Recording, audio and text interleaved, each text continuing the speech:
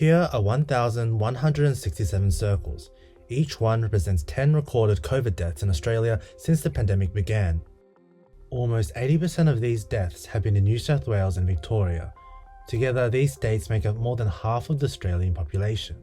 Queensland also saw a disproportionate number of deaths, but in the other way, with 20% of the Australian population, but just over 13% of the deaths. Both New South Wales and Victoria saw outbreaks before international borders reopened, but only a quarter of the deaths occurred then. Nationally, the vast majority of COVID deaths have occurred in 2022. That's over 80%. On the gender divide, men account for the largest share of deaths than women, but experts have pointed out that this is true for most diseases that affect both men and women.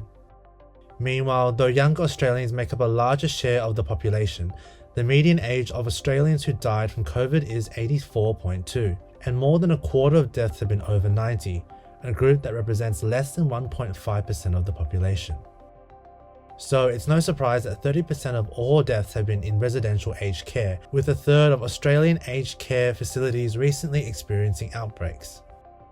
COVID was the underlying cause of death for over 80% of people to 31st of March 2022. Chronic pre-existing conditions were reported on 75% of death certificates to June 2022, with chronic cardiac conditions the most commonly certified comorbidities and were present in 37.6% of death certificates, while dementia accounted for 30%. When deaths ranked from most advantaged to most disadvantaged, the most disadvantaged had 3 times more deaths than the most advantaged.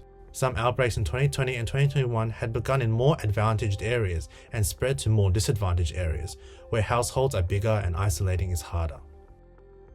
Almost 60% of COVID deaths to March 2022 were Australians born overseas. This is almost double their share of the population, as only 29.15% of Australians were born overseas.